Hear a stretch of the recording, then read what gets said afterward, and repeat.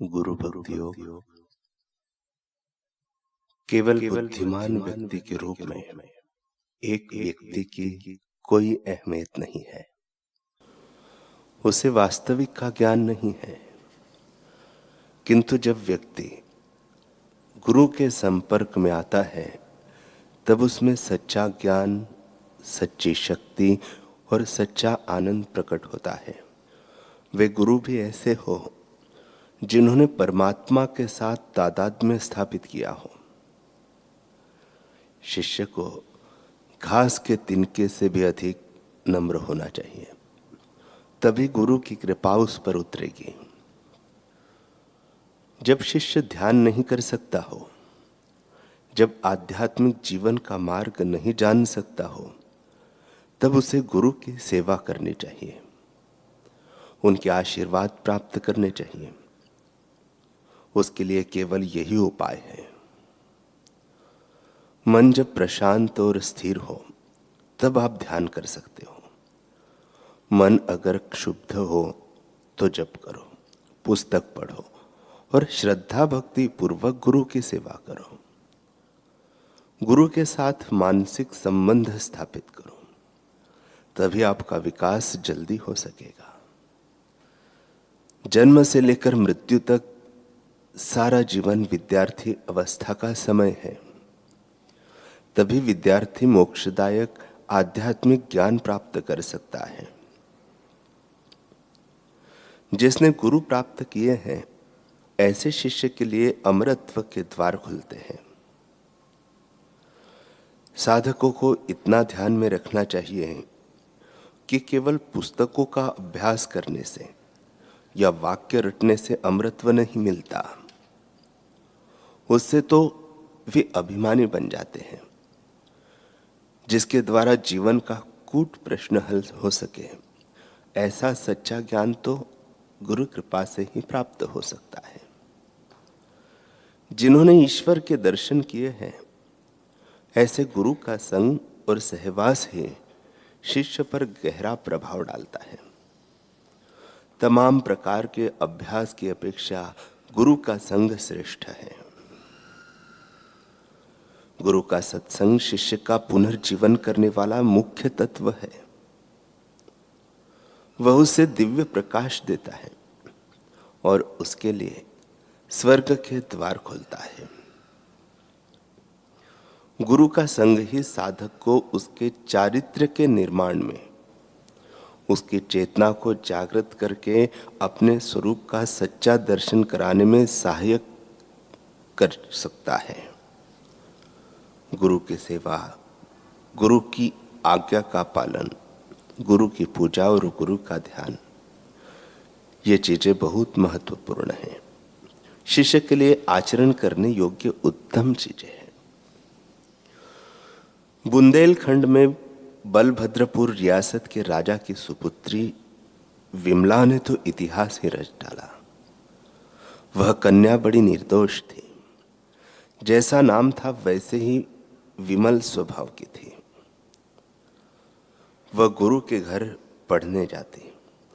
जब वहां पहुंचती तो गुरु महाराज पूजा कर रहे होते, अतः उसे थोड़ी देर बैठना पड़ता था। एक दिन विमला ने पूछा, गुरुदेव, आप किसकी पूजा कर रहे हैं? गुरुजी बोले, ठाकुर जी हैं। इनकी पूजा से मन पवित्र होता है, जीवात्मा के दोष दूर होते हैं और वह ईश्वर को पा सकता है। तो गुरु महाराज, यह मूर्ति मुझे दीजिए। गुरु ने कहा, अभी तो तू बच्ची है, अभी तुम पढ़ो लिखो, माँ बाप की आज्ञा में रहो। विमला ने कहा, फिर गुरुजी, फिर तुम बड़ी हो जाओगी, शादी करोगी। गुरुजी, शादी क्या होती है? जैसे तुम्हारे माँ बाप है ना, ऐसे ही तुम माँ बनोगी। तुम्हारा पति बाप बनेगा, तुम्हारे बच्चे होंगे। गुरुजी, फिर तुम दादी नानी बनोगी, फिर मर जाओगी। मरने के बाद क्या होता है?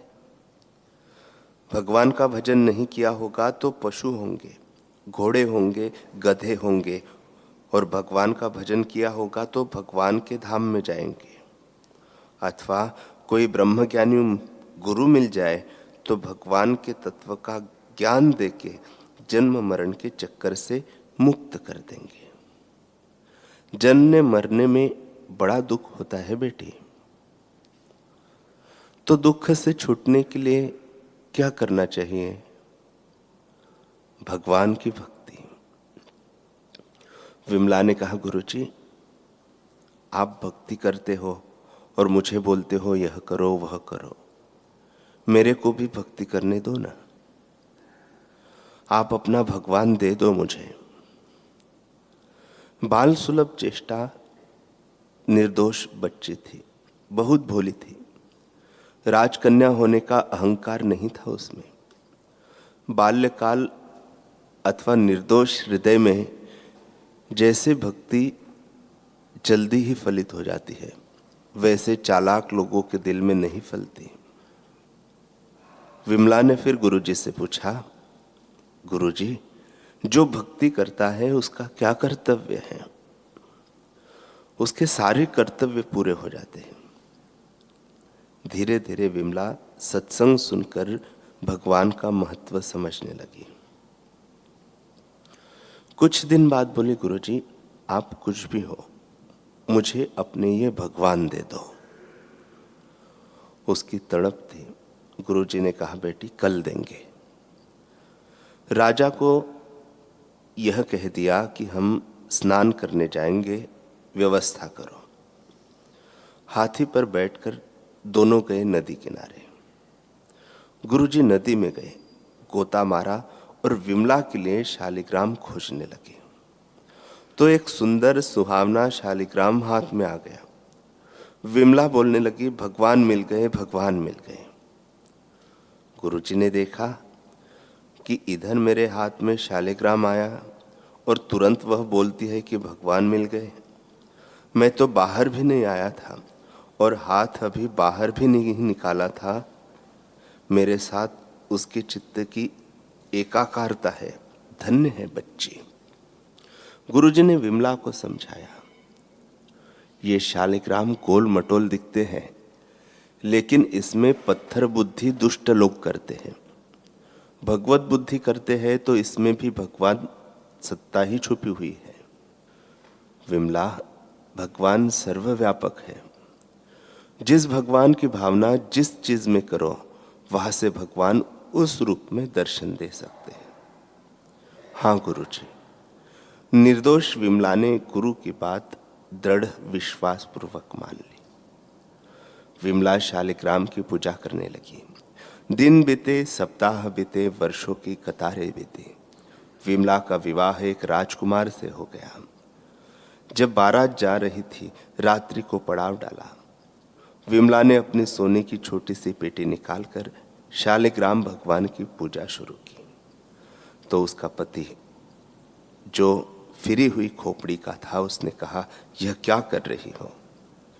जगत को सच्चा माने, शरीर को मैं माने और जगत में मजा ले तो बुद्धि मारी जाती है।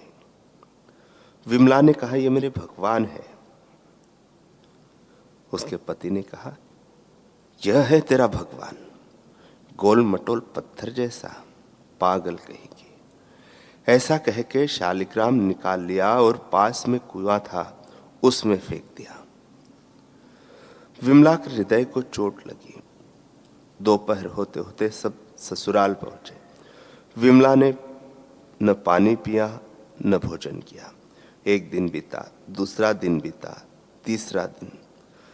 सास ससुर ने सोचा कि अपना मायका छोड़कर आई है, इसलिए बहुरानी को भोजन अच्छा नहीं लगता। लेकिन बहुरानी का तो भगवान चला गया तो सब कुछ चला गया था। सोच सोच के कई दिन भूखी रही तो नींद भी छूट गई।